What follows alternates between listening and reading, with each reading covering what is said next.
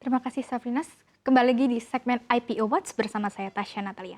Pada sore hari ini kita akan membahas salah satu emiten yang akan IPO, yakni di sektor TIC atau jasa sertifikasi, yakni Mutu Agung Lestari dengan kode saham Mutu yang kabarnya valuasinya mahal. Tapi bagaimana prospeknya, apakah layak dikoleksi? Mari kita bahas. Pertama kita akan bahas dulu terkait dengan rencana IPO-nya seperti terlihat di layar, di mana untuk harga sahamnya ditawarkan di sekitar 105 sampai dengan 110 per saham, di mana perusahaan ini akan mengeluarkan saham baru sebanyak 942,85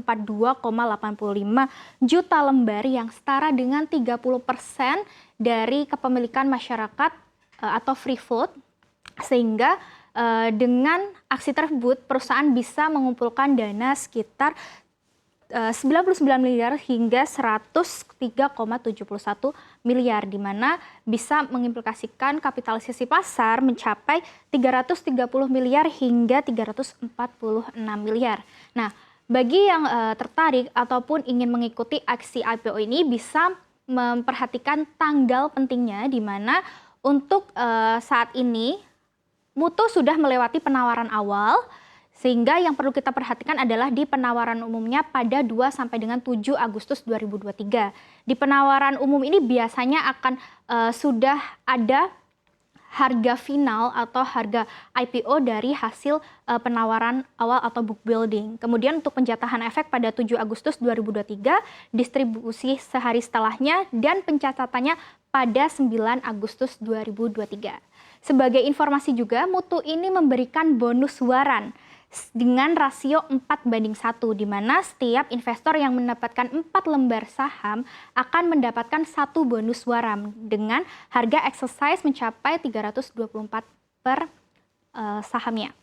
Kemudian selanjutnya kita membahas tentang bagaimana penggunaan dana dari IPO. Kita lihat pada slide berikutnya, di mana terlihat ada porsi sekitar 66% atau secara mayoritas ini dengan nominal 68,45 miliar akan digunakan sebagai CAPEX atau capital expenditure untuk mengembangkan laboratorium yang sudah ada maupun akan membuat laboratorium baru.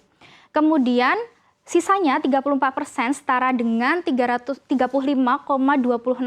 miliar ini akan digunakan sebagai OPEX. Ini untuk keseharian ya, bisa untuk pengadaan bahan baku, biaya operasional, pemasaran, dan lain sebagainya. Selanjutnya, kita membahas juga bagaimana dengan kinerjanya ya, karena dalam kita menganalisis suatu perusahaan, kita harus mengetahui bagaimana kinerja laba rugi, karena pada akhirnya yang kita dapatkan dari suatu perusahaan adalah keuntungannya. Jadi keuntungan dari mana perusahaan harus mencatatkan profit terlebih dahulu. Nah, di sini terlihat dari profitabilitas sejak tahun 2020 berdasarkan pendapatan dan juga laba bersihnya. Di sini dari pendapatan dahulu terlihat bahwa secara tahunan terlihat meningkat ya, dari 225,2 miliar menjadi 281,8 miliar di 2022.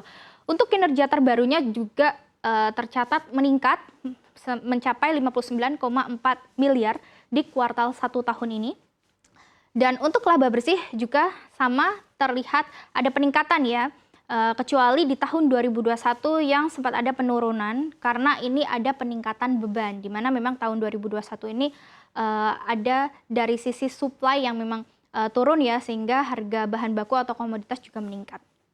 Tapi secara keseluruhan untuk profitabilitas dari Mutu ini masih terbilang cukup solid ya, karena walaupun sempat ada penyusutan di 2021, tapi bottom line berhasil pulih.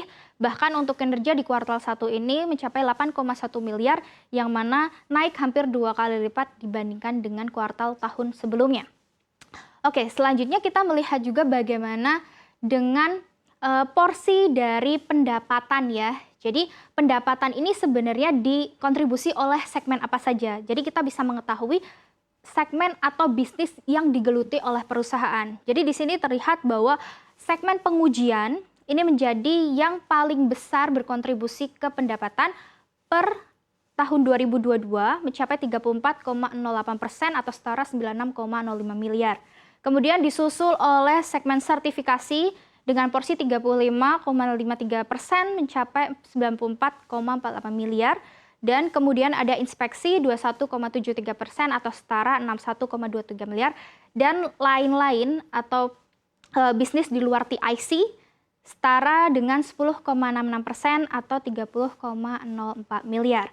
Jadi bisa kita lihat di sini bahwa pengujian dan sertifikasi ini menjadi penopang bagi pendapatan mutu yang ini nantinya kita harus cek juga terkait dengan prospek bisnisnya dari kedua hal ini. Karena jika dua hal ini terguncang, tentu saja pendapatan juga bisa terpengaruh begitu. Selanjutnya, berdasarkan pelanggan, kita lihat juga bagaimana porsinya terhadap pendapatan ya. Karena jika pelanggan ini juga ada guncangan dari sisi kinerjanya, pasti akan berpengaruh juga terhadap pendapatan mutu. Nah, di sini dengan periode yang sama hingga akhir 2022, PT AHK Testing Indonesia ini menjadi yang berkontribusi cukup besar ya, sekitar 10,80%. Mencapai 30,5 miliar. Jadi jika perusahaan ini mengurangi porsi saja tentunya pendapatan bisa terguncang juga seperti itu. Kemudian ada dari Kementerian Lingkungan Hidup dan Kehutanan hanya 1,60% tapi setara 4,4 miliar. Kemudian ada PT Perkebunan Nusantara setara 1,50% atau 4,3 miliar. Dan lainnya yang ini merupakan pelanggan dari berbagai jenis begitu ya, yang porsinya ada kemungkinan tidak terlalu signifikan di sini, tapi secara total mencapai 86,10% atau 242,8 miliar begitu. Jadi kesimpulannya dari segmen untuk pelanggan ini yang paling berpengaruh adalah PT AHK Testing Indonesia. Selanjutnya kita melihat juga bagaimana dengan ketahanan neracanya. Karena pada dasarnya ketika perusahaan sudah menghasilkan laba bersih, laba ini akan digunakan untuk menambah modal untuk meningkatkan kemampuan perusahaan supaya bisa ekspansi lebih lanjut. Nah, hal ini akan tercermin di neracanya. Di sini terlihat pertama dari kas dan setara kas, di mana untuk kuartal 1 tahun ini dibandingkan dengan akhir 2022 tercatat ada penurunan sekitar 30,97%. Tapi walaupun turun, di sini ada peningkatan di aset tetap ya. Jadi ada kemungkinan kas yang digunakan perusahaan itu untuk membayar utang ataupun untuk berekspansi dengan menambah aset tetapnya begitu. Sehingga total aset pun jadi meningkat 0,76% walaupun tipis menjadi 160,68 miliar di kuartal 1 tahun ini. Selanjutnya kita melihat di slide selanjutnya ada liabilitas dan juga sampai dengan total ekuitasnya. Di mana untuk liabilitas ini adalah kewajiban perusahaan yang harus dibayarkan dalam jangka pendek atau kurang dari 1 tahun. Di sini inline ya dengan pengurangan kas tadi, ini juga turun 10,33%. Liabilitas jangka panjang juga turun 1,18%, sehingga secara total dari liabilitas ini berhasil turun 4,84% dari kuartal 1 ini dibandingkan akhir tahun 2022. Selanjutnya dari sisi modal juga terjadi peningkatan ya, yang ini naik 7,22% menjadi 79,37 miliar. Nah, dari data-data ini kita bisa mengimplikasikan ke beberapa rasio untuk menilai suatu kesehatan perusahaan. Kita lihat pada slide selanjutnya. Di sini ada cash ratio yang merupakan kemampuan perusahaan dalam membayar kewajiban jangka pendek. Di sini bisa terlihat ada penurunan ya, dari 95% ke 73%. Ya memang ada penurunan, menunjukkan penurunan kemampuan, tetapi nilainya sebenarnya masih cukup tinggi ya, mencapai 70-an%, yang mana berarti kemampuan perusahaan masih cukup bagus untuk membayar kewajibannya. Selanjutnya dari sisi tingkat utang, kita menilai dari debt equity ratio atau DER, yang di sini juga ada perbaikan atau penurunan dari 115% ke 102%. Hanya saja, walaupun dia ada perbaikan, nilainya ini masih lebih dari 100%, yang menunjukkan bahwa utang perusahaan ini lebih tinggi dibandingkan dengan modalnya. Sehingga tak heran ya jika mutu ini membutuhkan suntikan dana untuk menyehatkan kembali modalnya maupun dengan mengurangi utangnya. Oke, selanjutnya kita akan melihat juga dengan bagaimana prospek bisnisnya dan juga tantangan yang dihadapi dari mutu. Jadi untuk prospek bisnisnya, karena bisnis TIC ini berhubungan dengan pengujian dan pengujian ini juga nantinya menawarkan sertifikasi, ini akan digunakan oleh berbagai industri yang berhubungan dengan hilirisasi. Jadi hilirisasi ini kan akan menambahkan add value dari berbagai komoditas. Dan untuk mencapai hal tersebut dibutuhkan sertifikasi maupun pengujian-pengujian yang dimana mutu ini sebagai perusahaan jasa pengujian akan diuntungkan sehingga demand diproyeksi bisa meningkat sejalan dengan prospek hilirisasi yang digencarkan oleh pemerintah. Kemudian juga ada prospek bisnis ramah lingkungan dan juga halal, di mana pengujian-pengujian baik untuk makanan, untuk komoditas mineral dan lain sebagainya membutuhkan suatu pengujian apakah bagaimana perusahaan juga bisa menerapkan bisnis yang ramah lingkungan, terlebih juga untuk makanan yang harus halal, terutama di Indonesia memang mayoritas penduduk beragama muslim yang memang makanannya harus halal begitu ya. Kemudian tantangannya, karena dalam setiap berbisnis pasti ada tantangan yang dihadapi, di mana progres hilirisasi ini walaupun digencarkan tetapi progresnya kan lama ya, jadi ini kita harus mengantisipasi jika progresnya bisa saja lebih lama daripada yang diperkirakan. Kemudian ada resiko dari perlambatan ekonomi global dan juga ada resiko dari birokrasi ataupun izin yang berbeda-beda di tiap industri.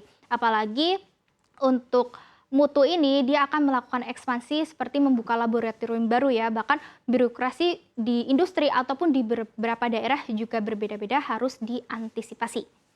Selanjutnya yang terakhir adalah bagaimana valuasinya. Valuasi ini penting untuk kita perhatikan karena dalam kita membeli saham kita harus menilai apakah saham ini murah atau mahal.